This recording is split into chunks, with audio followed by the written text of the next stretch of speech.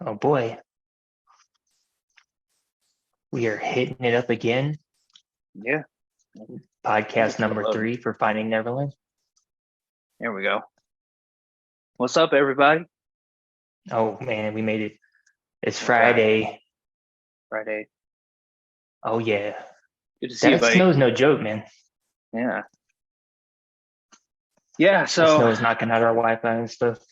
I know. Thanks for everybody who's Oh, going well. to be, if anybody joins us tonight. We had to move it to tonight because Wednesday was crazy. We got crazy snow. Our Wi-Fi connection was being weird. And I kind of like this Friday night thing, though. We'll see. This might stick. I don't know if you guys want to comment or anything, if you think Friday nights will be better,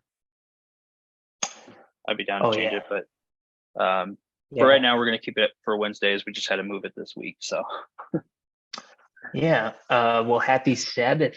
yeah, Today, this Shabbat evening. Shalom. Shabbat Shalom. It's the 6th day of the week. Tomorrow will be Saturday. And I think I'm actually gonna follow that. Try to follow that tonight and tomorrow, and just usher in that day of rest and Yeah, see what God does with it. Honestly, it's like we spend all week running for the world, and yeah, we lose sight of it. It's like in the flesh, and it doesn't matter how hardcore of a believer you are, you can still feel that longing to just connect in the spirit. And that's really what my plan is for the next day or so, to see what God actually does with it. I I'm think sure I'll be blessed. I think we were really blessed over the week.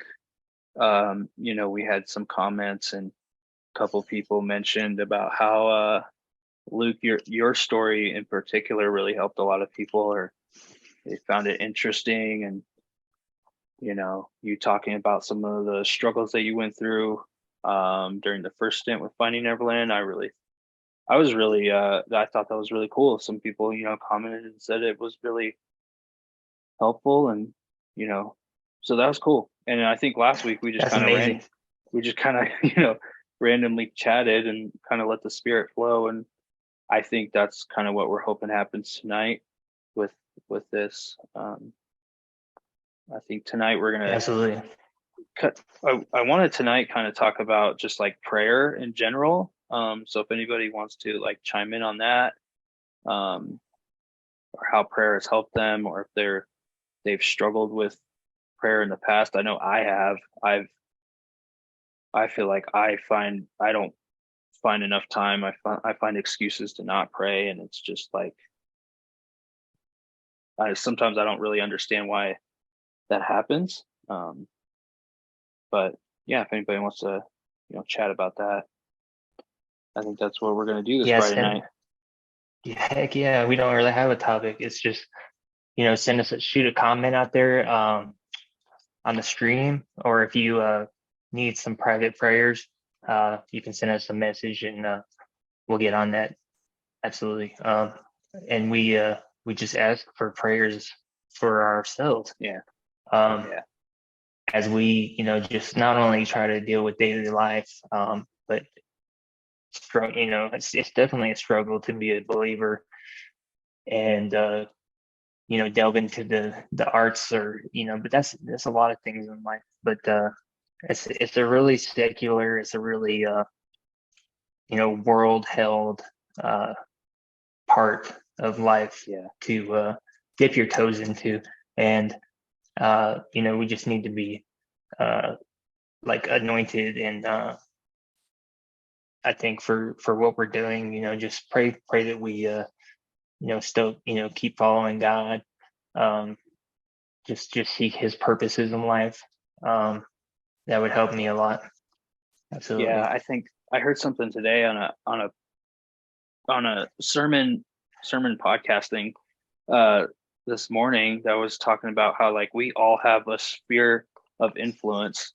And I think me and Luke, our goal with this band is to use that influence and try and just continue to do our best in putting Jesus as the center of attention with our influence, that and our responsibility Like everybody has some sort of influence, whether you're a parent or a, or a vocalist or a guitar player, or, or you just go to high school. You all have some sort of sphere of influence. And I just feel like God kind of gives us this responsibility of like, how are you going to use it? And, I think Finding Neverland, I think it's cool that we want to make Jesus the center of this band, and continue to grow a community in that, and, melt some faces at the same time. Oh, no doubt, dude. Yeah. But definitely excited to see where, the tomorrow takes us. And I think it's all about just putting out that effort, and the work is still the worth, as they say. And and I was gonna start maybe open us up, but I had this thought on the way home about prayer and things like that, and thinking in my own life that I pray, but it's not as intentional as I'd like it to be. It's sporadic throughout the day.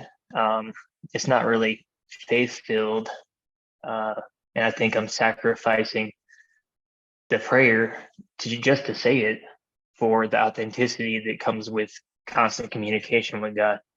And Which I think is, if I cut you off for a second, like I think go ahead.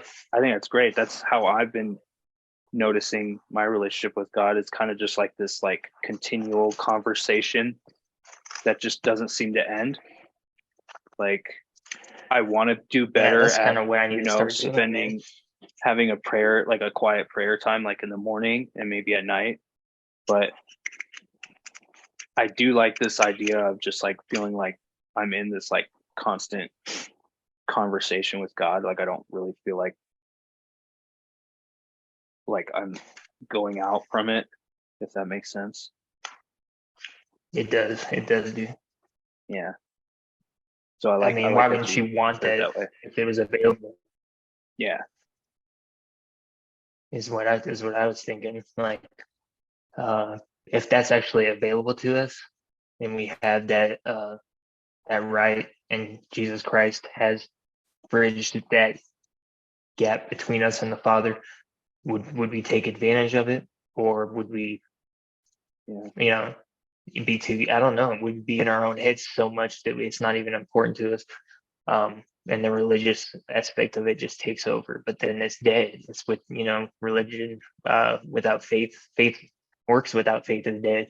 And if you're a believer, you understand how that feels. If you're truly filled with the Spirit, that you can tell when you're operating in the flesh, or you're letting the Spirit take over. And honestly, it's those times that the Spirit does talk to you or take over that is just, oh my gosh, somebody's listening. And I have those epiphanies every now and then where just from my mere thoughts, there has been certain things that happen throughout the day. And I'm like, they're listening to what I'm thinking about. And made me so conscious of all the negative things that I might choose to dwell on. When I came to that realization for that day, I was like, wow, I need to actually be grateful with my speech in my personal talk. I need to be thankful, and I need to love myself. And that was actually, Jesus told that person, he said, what is the greatest commandment? And he said, love the Lord your God and only him, and love your neighbor as you love yourself. So it was a commandment to love your neighbor as much as you love yourself. The problem is we don't love ourselves that much, so it's hard to love other people. And so this is how I look at it. You got to love yourself, which everybody says, oh, I'm working on me. But how long are you going to work on you? How long are you going to, hold on to that? Like, get out of yourself and help someone else. So you love yourself so that you can love other people, because people that don't love themselves don't love other people. They show unlove towards those people. And then how do we think we're going to experience that love between us and the Father the way it's supposed to be experienced if we can't love other people. So it's just like a three-way system there that it takes all of that. It takes all of that. And I'm not saying it's easy. It's hard. You actually have to do the work, and the work instills the worth in your life. Nothing else in reality, nothing else in history has ever given us anything that we didn't actually put the work in to receive. That's just not the way our system is set up in life. It's reality. You get something because you put the action in to receive that thing. And why would we think God, being the designer of the system, why do you think he would be any different from that system? Why do you think he would expect less or expect, he's going against his own laws in life. He said, if a man does not work, he should not eat. And it was to preserve the people and make them understand you have to put in this effort. And so why would he rob us of the gift that comes from actually putting in the work to grow closer to him, or putting in the work to love someone or forgive someone? We don't want to forgive that person. We're holding on to unforgiveness. And unforgiveness, it says, the spirit runs from that. It's just, if you're living in unforgiveness, I feel it sometimes. Yeah, that reminded me of something I heard today. Was I guess I won't say his name, but he's a major preacher on TV. Okay, I heard him talking about how he was saying that a lot of times God will only have people in your life for a season, and I'm so frustrated when people think that like people are supposed to come and go, and we're supposed to the second somebody isn't for us, just cut them off. They weren't supposed to be there in the first place. Like, I got so frustrated this morning because it just felt like it was like, that is so not Jesus's character, right? Like, why would you be preaching that we're, or like, even like in the beginning, he was preaching that God will never leave us, but then he's preaching that like people are only there for seasons, and it's okay to leave people if they're not, for your goals and your dreams. And I just think that's so against like Jesus's character. Like, we're supposed to be, we're supposed to live like a life of radical forgiveness. And like, for me personally, I want to show that like, hey, this person done me wrong, but I want to show them that I'm still going to be here, or like, I'm going to stay committed to this person and love them through this problem that they're having, or whatever. Like, I just feel like we're like living this life of consistent, like, oh, this person's not for me, like, get them away. Oh, this person at my church offended me. Like, I'm going to go to another church. Like, this pastor is not, is not affirming how great I am or something. And I don't know where I was kind of going with that, but it just reminded me when you mentioned that of just like pastors are even preaching that like it's okay to let it like leave people when they're not, you know what I mean? And I don't know, that just bothered me. It doesn't sit right with me. Yeah, and I think that's why I think prayer is so important, because we can come to God with those things, and I believe God will guide us through those issues with our relationships and our people that like are bothering us or that we want to cut off. And I just think if we're going to demonstrate Jesus's character, then like, how many times did Jesus have people that were, so offended by him and betrayed him, and he stuck with them? And, God stays with us even when we lose our faith, or when we leave the faith, or we say we hate him, he's still always there. So, yeah. Definitely. That's a good point, dude. Yeah, I've met a few people like that in my life recently that I'm starting to learn there's some people out there that can do that, man. It's like ripping off a Band-Aid, and it doesn't matter how long you've known them or how long things have been cool between you. They could just turn you off in a day or something, and I think it's the society we've created today where um, people are detached from emotion. People are self-medicating higher than they ever have in this country. Just it seems like that's a really big thing that government and things like that push, which is apart from God in His creation. It's not the answer. It just isn't the answer for most of your problems in life. And everybody deep down knows that that's true, but they really just struggle with that easy fix, or that easy answer that takes away the pain for the moment. And I struggle with I that mean, in addiction. me and you, yeah, me and you both went down that road many times. Absolutely. So Yeah, yeah, it so was the anything easy that we're way. Yeah. saying, it's probably something that we've gone through. Oh, I've experienced it, absolutely. But it kind of shocked me. I'm 30 years old now, 31. Well, I'll be 32 next month, but yeah, I've met a few people like that in my life recently that just that shock kind of it was like a culture shock for me. I'm like, wow, they totally just blocked me, or they totally just did this, and it was over something that I didn't even understand quite fully. But Yeah. and of course, me not being mature enough in my own or secure enough in myself, always felt like I needed closure for it. I needed explanation, like why is this not happening? And then they were able to just, nope, I'm never talking to that person again. And just the feeling of betrayal that uh, I didn't know somebody could do that, honestly, because I've never, I mean, I don't know if I've ever done that in my life. It just seems like that's not how I'm wired. I might, Mhm. not talk to someone as much or whatever, but it's never going to be, it's basically like, I don't care if I ever see you again or talk to you again.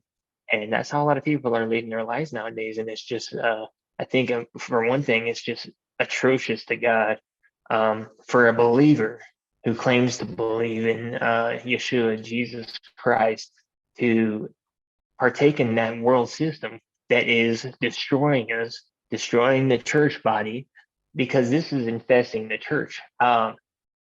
In secular circles, this is just they're learning stuff from the church. I mean, they just got to look at the church and say, "Oh, well, they do it, so it makes me feel better when I go down that path of unforgiveness." And but just if you actually take a look in the mirror and ask the Spirit to show you where things are wrong, you'll realize how detrimental that is to your walk with God. The Holy Spirit won't want to talk to you, won't be near you. You won't feel God's presence at all. You'll be restless and irritable and just all kinds of things that you'll start to notice. Like, man, that unforgiveness or something. Some people can't look at themselves like that though. They're too selfish to think they have anything to do with anything. So even when God says, "I don't want to mess with you," and come back when you're you know not thinking that way about your brother or sister. Even when God does that, it's His fault. It's not. It's not Yeah, something that we that reminds me take of, kindly.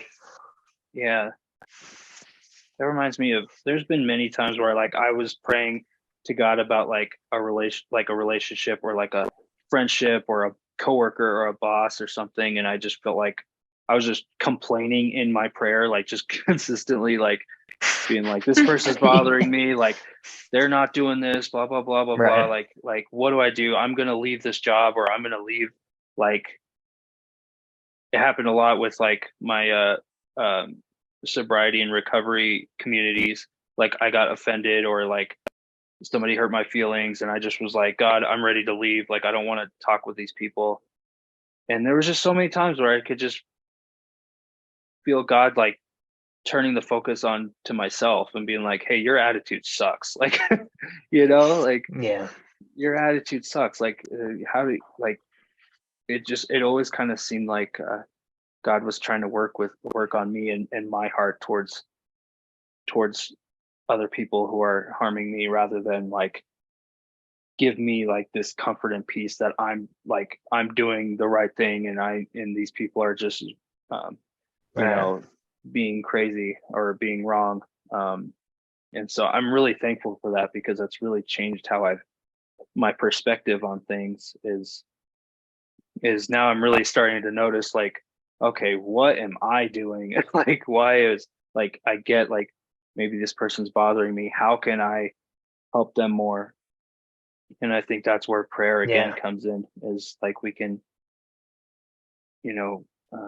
God can really lead us into like that kingdom culture that I think a lot of people talk about, but like nobody's ever really like willing to do. And I think part of kingdom culture is like radical forgiveness and radical love towards other people, especially those ones that are offending you. And yeah, I could talk about that forever, because I feel like a lot of people just including myself, get really frustrated when somebody's offending you, or not treating you the way that you feel like you should be treated. And it's frustrating, but I think that's a way, that's where prayer comes in really helpful. Yeah, I agree with that, man. Yeah. How quickly can we get out of that funk? Or I've heard somebody say the other day, and this is a secular source. It's not even bringing God into the equation. But they said, how quickly after entering a negative mindset can you get out of that mindset? How Yeah. quickly can you change gears and say, I'm not going to think that way. I'm going to think about the optimal outcome, and I'm going to not to live in fantasy land, of course. But is it possible to get to a level of maturity, especially as a believer, where we're not bothered by anyone to the point of definitely not cutting them off, but other people's actions don't have that much power because we're giving it a lot of power if we're at that level of unforgiveness and things like that. We're giving sin a lot of power. And honestly, yeah, like you were saying, dude, being negative in my prayers too. But people don't realize it. If they played their thought process on a loudspeaker, around them when they were walking around those people, you'd look like you needed to go. The way you were thinking about things, or I was thinking about them, uh, would look like I need to be committed somewhere or something. Like I'm talking so negatively for no reason. It would Yeah. look so awkward if it was I've played on the I've gotten loudspeaker. so much better in the past probably 3 years of just like like anybody who was like a mentor or like a therapist, I was just so complaining, like just always just like complaining. Everything was negative. Like everybody was like kind of out to get me. Like I always felt like I was kind of at a disadvantage with everything. Um, and I can just feel like God changing my heart on that. Like I'm just starting to notice, like, oh, That's I'm complaining again. How can I, Yeah, how can I change this? yeah, no doubt. I thought the same way in my past. I'm like, I'm paying you to sit here and listen to me. You know, no one else wants to listen to me, so I'm actually gonna pay someone to do it. Mm-hmm. When I used to go to therapy, I need to go back somewhere soon. I think because I think it really helped. But also just having Christian mentors and people in my life. I really need to seek that out. I need to seek the body and fellowship with other believers. Um, uh, Yeah, me too. but yeah, how I've been searching for a spiritual father for probably about a year now. So we're still in that process. But anybody listening, send them over yeah, send them over to me. I'm looking yeah, for, no doubt. you know, They need to adopt both of us. I hear you. We need it. That's That'd for be sure. awesome. Yeah, we definitely, every day is like a wonder, like you're stepping in a wonderland because God's revealing these new things to you. And you're just like, I know that's true deep down in my soul, but the world system and daily life just does not pay any homage to it. It's surreal, man. And I don't fault people for falling away from the faith. That's exactly what's going on. We're being lied to. We're being pestered with all kinds of evil things. I'll just go ahead and say what it is and speak the truth. Just evil stuff. Trying to break us down, make us feel like our prayers are not worth anything.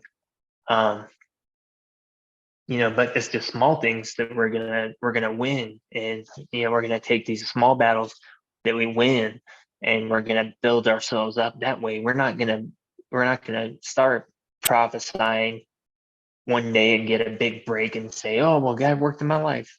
That's not really how life goes. That's not really how He wants us to live our lives. Really, it's gonna be these small daily wins, winning souls for the kingdom.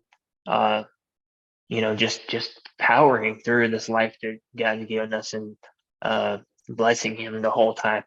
I guess I left off with, like, how quickly can you change gears from being negative? How quickly can you? Yeah. And I'm starting to think the only way I can for sure do that is if I go get a workout in, or I lift some weights or something like that.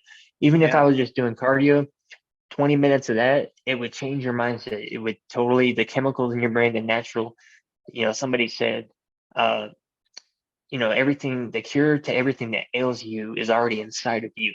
You just have to use it because the chemicals are there. You can release dopamine and endorphins with exercise.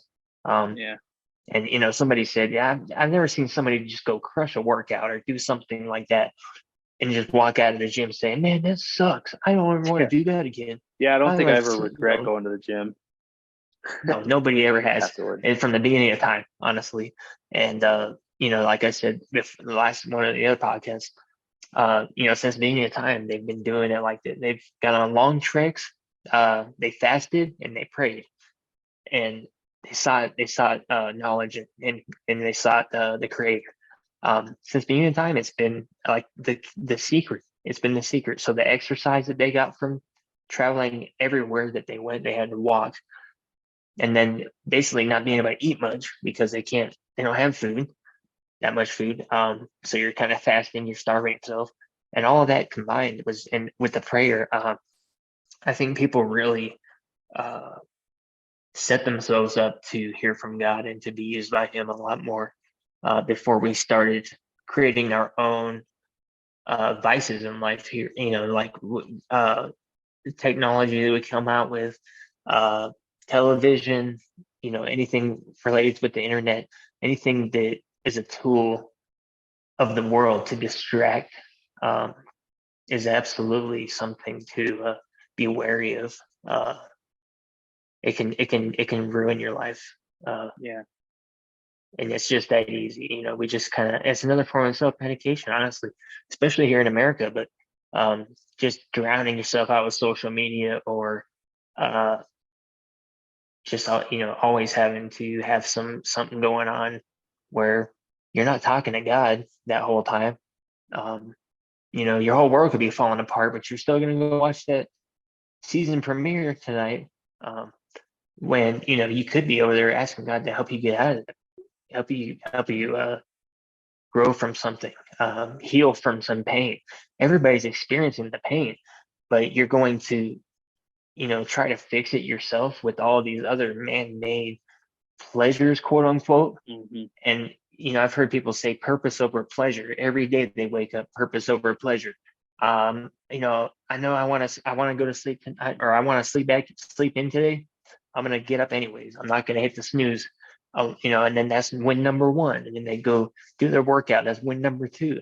Then they knock out a list or something like that. And then before you know, it's not even 10 o'clock yet or something. They've got like 4 or 5 things done, and they chose purpose over pleasure in their diet.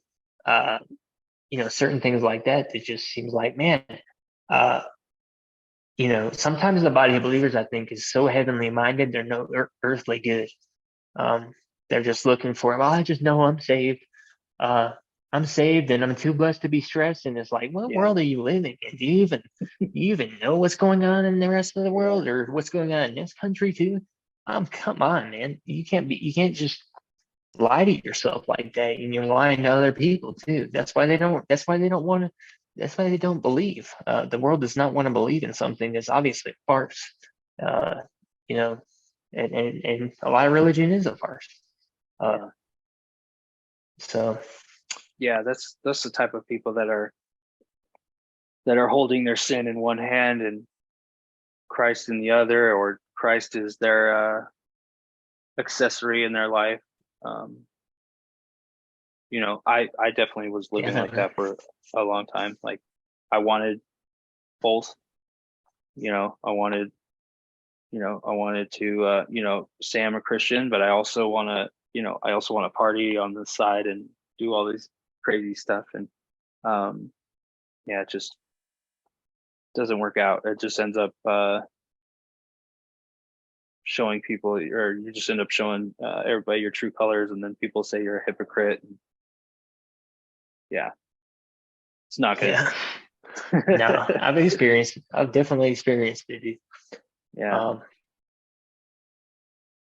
But I guess, along with prayer, I just had the thought, it's like, am I going to do that purpose over pleasure every day? Yeah. Am I going to, involve, and this is secular concepts. This isn't Christianity. This is just people who want to improve their life, decided to come up with these sayings and these ways to live their life, and it works for them. Dr. Jordan Peterson, a lot of people don't like him, but man, did he help give me some basic responsibilities, like wake up and make your bed and open the blinds and like figure out your wardrobe. Like don't dress like a idiot. Like pay attention to what you're doing with these little details. And I think that was his message, was a lot to like, people who are on social media constantly just like telling people how the world needs to be ran and like how society needs to be ran, and like just like disgusting. There's a lot like, of people. Yeah, there's just a lot of people that are just like, the world needs to be like this and blah blah blah, and they can't even take care of themselves. And I thought I think that's just such a great like observation. Like how many people like we can't even like make our bed or handle our own anxiety or like make our own therapy appointments, but we think that we've got to like shove our opinion into, and like we know how the world works, but I can't even handle this like I can't even handle the idea of marriage, but like but I'm gonna run the world. So I don't know, it's just confusing to me. No, that's the self-centeredness that it said in those days, Jesus said, in those days people will be lovers of self, cruel towards parents and family members, and they will hate what is good and call evil good. And that's definitely what you see that going on now. A lot of stuff has just lost all meaning. Definitions aren't the same, yada yada yada. But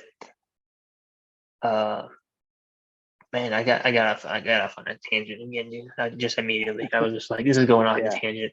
But it was something that you just mentioned that triggered it. Saying, how many people? It's like, and this is the thing: people don't respect what they don't want to be in life. If they look at you and they don't want to be like you, they're not going to listen to you. So what are you doing in your life that is going to propel other people to be their better selves? That's really what it comes down to. Kids will never listen to their parents, but they will never fail to emulate them. That's why if their friends tell them something, it means more than their parent. It's just like, but they'll never fail to emulate their parents. That's one thing for sure. And that's going on today too. Obviously it's just about like, we need to get our people, man. We need to get our people, straightened up and straighten each other up. Because it's a life or death issue, honestly.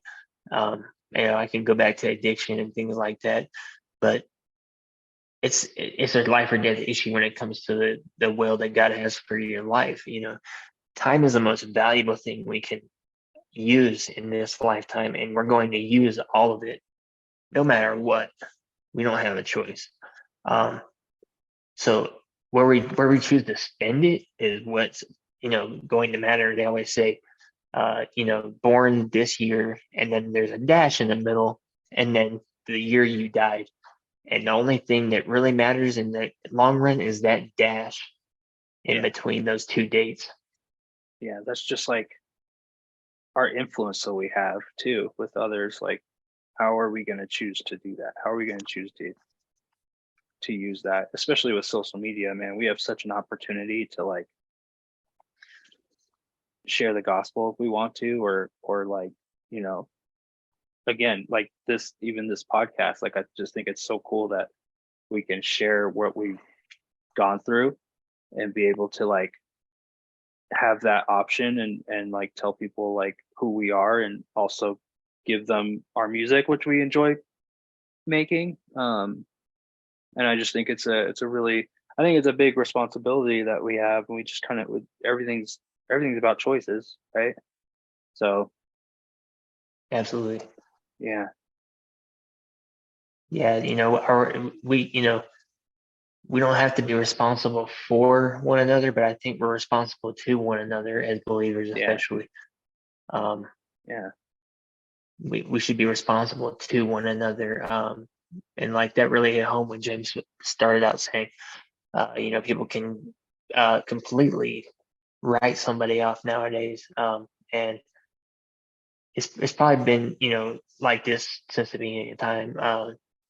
Nothing is new under the sun. But it's become more prevalent and more unashamed, as I've seen when I was younger. Maybe my perspective has changed because my age is different and I've lived longer, but or maybe it's because I've experienced more things than I did when I was younger. But I think it's, people are kind of proud of it nowadays. They're proud to do evil. They don't love God, and they don't love their neighbor because they really don't love themselves either deep down, or they love themselves so much they don't have time for God or other people. And you can be one on any given day. I feel like you can be one. You could be this way today and this way tomorrow, and still just be missing the mark. I think that's the important thing that you're talking about. I think that's the important thing with prayer is like I feel like with prayer you're telling God, like, I'm not good enough on my own. Like I think I was hearing on a podcast about D.L. Moody, he's an evangelist, 19th century evangelist, and like somebody was like asking him like, how do you have time to pray? And he was like, how do I not have time to pray? Like, I have to pray.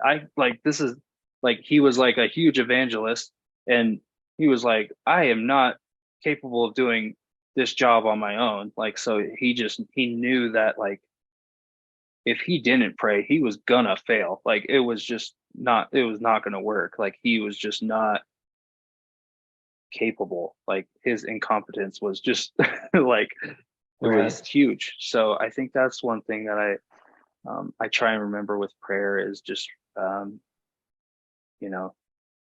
reminding myself that I'm not that amazing. I'm not that cool. I'm not that needed by some things that, people need Jesus. And if I want it, and I want to be used by them, or I want to be used by God. And so, I need to, pray to figure that out. Yeah, I think I love all of that, man. Just being intentional with prayer too, is something that I've been, I'll go the whole week just running and gunning for the world, working 40 hours at one job, get to the end of the week and be like, wow, it's finally time to rest. Or now I can finally, and I do notice that most of the week was running and gunning for the world, for myself. and now I can focus on the ministry, or I can go to church Saturday or Sunday. Just things like, even if it's like, oh, I'm going to listen to a sermon on my phone, and you'll get that, you'll get the word, you'll get the truth. So I'm not saying it's not beneficial, but I think we can fool ourselves a lot, and quite honestly, we'd rather lie to ourselves most of the time.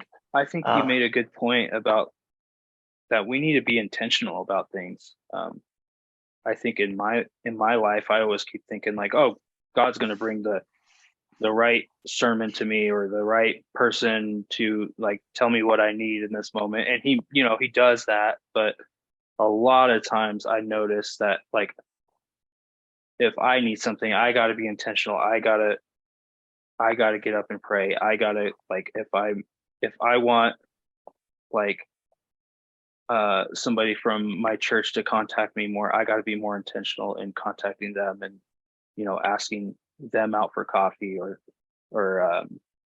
things like that. I think you made a good point with that, because I've been trying to learn that more. I've been like thinking that I'm hurt that like somebody hasn't hit me up in a while, and then it's like, oh well, like why don't I just hit them up, ask them out for coffee? Like what are you like?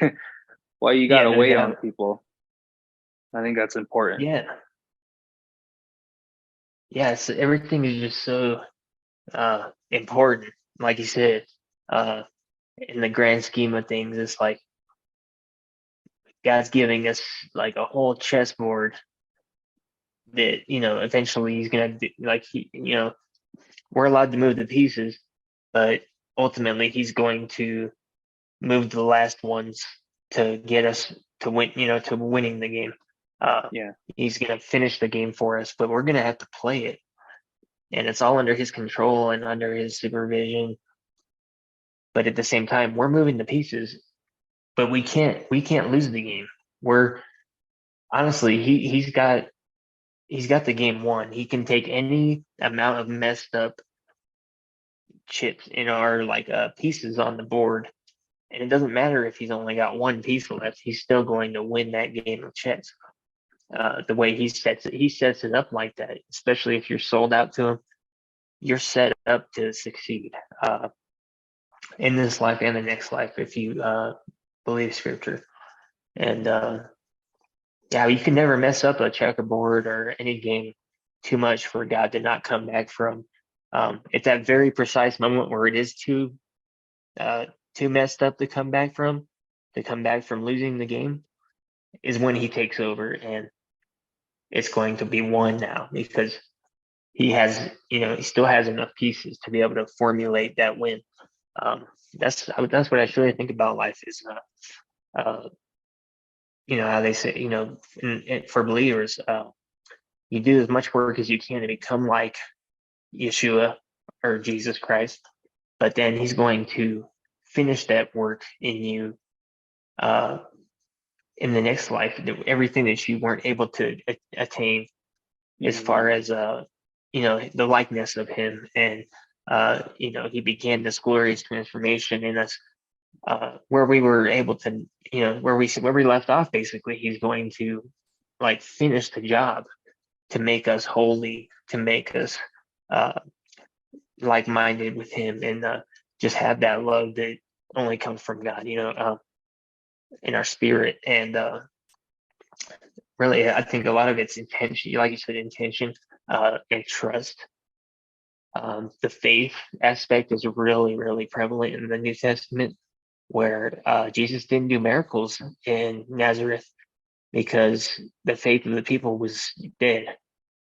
And he said only in a prophet's hometown can he not do any miracles. And his point being was they honestly were good. They didn't need anything. They knew who he was, but they didn't care. They didn't really need nothing. They were too blessed to be stressed, I guess, They just saw him as a carpenter too. He's just true. Yeah. True. There was prejudice there. There was definitely, they saw him as someone that grew up as a kid there, and I think they were kind of offended, honestly. They were like, yeah, he's the Messiah. And they let him leave. and he left. He went to the next town and started healing paralyzed people, raising people from the dead, feeding, thousands and thousands of people from a few loaves of bread and some fish. Just honestly displaying his glory for everyone to see and for everyone to take part in. Man, yeah. So he's even telling his disciples, "I'm not gonna do anything for you people. Let's go to the next town." Oh my gosh, that's his hometown. He was making a huge point that the faith is really important. It's like the only thing that matters. You had the centurion who came to Jesus and said, "My servant is sick and dying. Can you heal him?" And a centurion, that's a Roman general. He's in charge of 100 men in a regiment. So he would have been Greek. He would have been not Jewish, and would have worshipped the gods of Greece at the time. A Roman soldier. He came to Christ and said, "If you only say the words, he will be healed." Because he said he started off like, "Well, where's your servant?" And he said, "You don't need to come. All you have to do is speak the words, and he will be healed. I know it." And he told him, "I have not seen this faith in all this land that this centurion has. Go, your servant, is healed now." And he was. This is a non-Jewish person in the heart of Jesus's ministries of just performing miracles.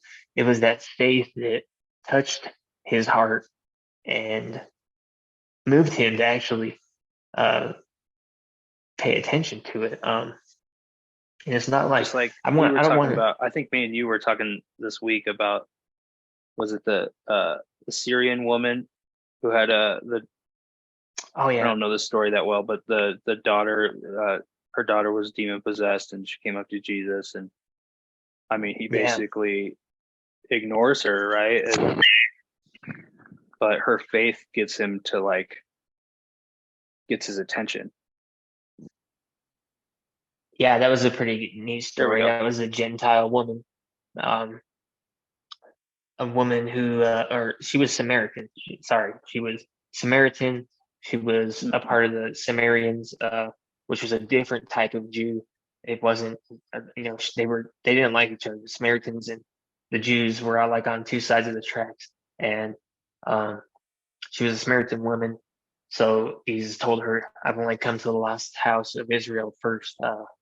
And she said, "Oh yes, but I've not come to feed dogs." So she called her dog, basically saying she's not chosen people. And she said, "But even the dogs eat scraps from her master's table." And he was like, "Wow, she understands who I am and what I'm here for, and she still is asking me, 'Have mercy on me,' or 'Yes, but,'" and Jesus says, I'm going to heal her. And his disciples wrote all this stuff down. They were all witnesses, like, "I don't know, man. Yeah. Like, he just said it, he's here for the Jews only, and then now he's just healing people. And this is getting crazy, man. He healed Gentile people, believers. Yeah, I that were kind of pictured non-Jewish it as people. I love the story because I pictured it as he's like this celebrity figure, and she's trying to get his attention, and he's just like, Right. what? Right. And all his entourage and everything, they're like, "Get this woman out of here. Like, what is she doing?" Basically, yeah. But she got his attention, and I think that's why I love that story so much, is like she knew even a little bit of Jesus is a lot. Yeah. And she was a Samaritan too, but I don't know what that really entailed. I think they just didn't follow certain customs that the Jews did. Mm-hmm. And so they were seen as different, just like, "Oh, we're different from them." And just really, I love talking about this stuff. I did too. I guess our topic is prayer. that was the other thing I was thinking of is, so I'm a huge football fan, obviously, and um, there was that Buffalo Bills player that basically almost died on the field. I don't know, however long ago. I think I was like a month ago now, but I just Yeah. thought it was so interesting that the next day, even everybody on TV was, there was like ESPN reporters praying on television, and there was um like it just seemed like everybody all of a sudden knew how to pray. Like I was like, how many, you're watching Oh, ESPN, you're and right. like, I just think it's so interesting that like there No, can't be you're that right. many, like Christians or even people who pray on ESPN. I'm like pretty sure it's probably close to zero. Um, and everybody still knew how to, lower their head and pray. And like, I was just like, how many people actually, are a believer or not, but everybody still just knew how to pray. And I just thought that kind of struck me as like, we all know how to, we all like, I feel like deep down, we all know that there's a God, and we know how to pray. We know how to, we know this stuff, but we just choose not to. And I just thought that was really You're interesting right. that whole week, everybody was, so like, oh, we're going to say a prayer for DeMar Hamlin, the Buffalo Bills player. And like, everybody was okay with prayer all of a sudden that week. And I was just like, I just thought it was just really I know, interesting huh? how, everybody in the popular culture, like they knew how to pray, like Yeah, in some totally. sort of fashion. Yeah. And it was, mostly heartfelt from what I saw, and genuine. Uh, that people Yeah. were like, I'm going to pray for this man. Um, it And wasn't it a worked. thoughts and prayers thing. Yeah, and it actually worked. Yeah. And he's a, strong believer, I think. Just from the comments I've heard him say about it, he said, God really saved me, and he's going to use this to unite the nation. He's going to use this to unite people. This miracle of me almost dying and coming back. And I was like, man, he brought a lot of people to God's throne that day, Hmm. even if just for a moment. Um, his life has that meaning in it now, and I was looking at that pretty closely too, man, and just thinking, man, people really do know how to do it, Yeah. and we all know. And he said, yeah, but they just don't. And I said, uh, man, imagine if everybody was just praying and giving thanks for their life and for the Yeah. people in their lives every single day, and being grateful for this life. And uh, I've heard people say, if you don't get up when you say you're going to get up, you just lied to yourself. And that's the most ungrateful thing you could do for your people. And now I think for my creator to be so, self-centered and selfish that I need to sleep longer, or I need to do this when I don't have to do any of it. I don't have to do any of it. Maybe I should do the things that are going to build me and build the others around me. Maybe I should spend that time. And it's like every single day, maybe I could do a little bit more of this, or I do a little bit more of this, a little bit more here. But to go through life and think you're good, Yeah.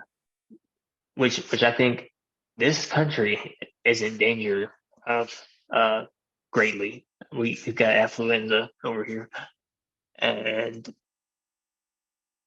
we just don't know what we got, man, until it's gone. Yeah. So Yeah. I thought that was interesting with, you know, I think with, DeMar Hamlin, the Bills player, like almost dying, all of a sudden people started to be like, oh, whoa, I'm taking a lot of things for granted. Like, yeah, like maybe I need to get my heart right. Like, I'm really hoping that's what a lot of people were thinking, it's like, oh, like, like I'm not, yeah, I'm definitely self-serving. I'm definitely all about myself. I'm definitely not grateful for my family or for my job. Like it can all be taken away in an instant. I think I thought that was I think it was eye-opening for a lot of people, including myself. That's so true, man. Yeah. Cool. I think we're getting close on time. Yeah, I think this was cool. Yeah. I think we're gonna hopefully have more people on, have us join us, have more of a conversation. But I think it's just I really enjoy just this kind of Touching like base, back and man. forth. Yeah, just this back and forth. Again, you guys will all be able to listen to it. It doesn't have to. You don't have to watch the lives, although we do love it if you guys chime in and watch our live Facebook post. But we definitely will have this on Spotify, Apple Music, and all that under Finding Neverland podcast. So Oh, and give us some feedback on whether Fridays, you think yeah, that'd be Fridays would cool. be a better day to do this. We started on a Wednesday as like the traditional like religion, Yeah. day in between, like Sunday and all when people go to church. So like in the middle of the week, we were starting to do it. And then that snow came through, which maybe it was a sign to start doing Fridays. And Yeah, maybe y'all need to hear some of the word before you go out to the club and yeah, absolutely. go be crazy. Maybe that's what we Yeah, need to be doing. Maybe on Friday night. absolutely. You get all Jesus up and go out there and shake it, man. Like, Yeah, that's is that your plans, Luke? Is that what you're doing oh, after this? absolutely. Oh, No, okay. that's what my plans are, man. That's why I'm at the house right now. I'm just getting ready. Okay, cool. But and then Sunday's church day. So Yeah. We just do a Bible study, shake our booty on Friday nights, and then go to It's all church good. and then do it all over again. That's the way. That's the way we do it. Or you shake your booty at church too. I don't know what people do nowadays. Cool. I mean, if that's the way you want to worship, I'm not judging. I've seen a lot of stuff, man. I've seen everything. Everybody knows what I'm talking about. Cool. Yeah, cool. So do you want to? Yeah, I enjoy it too, man. Do you want to give an update on our song, Comforter? You want to talk a little bit about that? Yeah, I'll tell some people. So we got pretty much everything tracked on that song we're starting to come out with. We used to play it live a lot. We rewrote the lyrics for it. It just sounds really powerful, honestly. I just love the way it's turned out, especially getting to see it transform from an older song, but still musically be intact. And I just got done tracking the bass guitar the other day. So pretty much all instruments are done. We have the vocal track is solid right now. Just need to do some more mixing and tweaking and stuff, and some extra things we wanted to add in the. It is solid, man. Vocals. No, he did. Yeah, it's. I know people aren't ready for this, man. Like I wasn't ready for Heart for a Diamond to come out, but it's there, man. We're just gonna keep doing it for God's glory. Just keep putting your energy into those things, people, and just realize you're not out there alone. We all know deep down inside ourselves, innately, we feel this innate calling to live out our purpose in life, and we just got to help each other in that purpose over pleasure, mindset in this life, and just keep growing. Especially as a believer, we've been given the keys to the kingdom, and we're still waiting to go to the kingdom. We're just we're living for heaven so much. We're no earthly good, I think sometimes. So that's a good point. I don't know. I think that's America's job, and we're not doing it. I mean, the Lord's Prayer is, on earth as it is in heaven, so like I think, God wants us to God wants the kingdom here on earth too, and in heaven he wants his purpose. He loves he loves the world. John 3:16, right? Like he loves the world too. We're not just like supposed to be on absolutely. autopilot until we die, you know. Not at all. Not at all. Yeah, Bring the kingdom down. Bring it down cool. as earth as it Well, is in heaven. yeah, that's good, man. I think since our topic was prayer, I think we should finish in a prayer. Um, Yeah. I'll go ahead and say a prayer for us. Thanks, And man. Luke, you're welcome to say a prayer afterwards if you want to. But I think it just makes sense that we have our topic is prayer. Maybe we should finish with a prayer and then Let's do it, get man. on with the I'll weekend. let you do it. Cool. Cool. Father God, we're so thankful for this opportunity to be able to connect with people on a different level. Be able to use this band and be able to share what you are showing us on a daily basis. God, we're just so thankful for it. I'm thankful for Luke. I'm thankful for his insights and this idea that was shared to me to get to know more people and be able to tell people what you're doing in our lives, because we believe that we want to be shown. We want to be shown through you, and we want to live a life for you, and we want to be able to live in dependence of you. So we're just thankful, God, that you're giving us these opportunities, and I pray that we can continue to help others and continue to be there for others, and show them that you're good, and that your plan is the plan that we want to be on. So Father, I thank you so much for this podcast and the opportunity to be able to share our stories with other people and just be able to connect with them on a different level. So in Jesus' name I pray, amen. Amen. That was good, dude. Cool, man. I think happy Friday. Have a good weekend. Right. Everybody Yeah, listening. man. Till next time. Stay warm. If you're in Colorado. Oh yeah, crazy, dang right. crazy snow. But Dang right. yeah. Thanks for viewing, guys. Hopefully you're Absolutely. listening. Also, hit us up. If you have any prayer requests, follow the band on all our social medias. I think on everything we're Finding Neverland at Finding Neverland Band. So yeah, hit us up.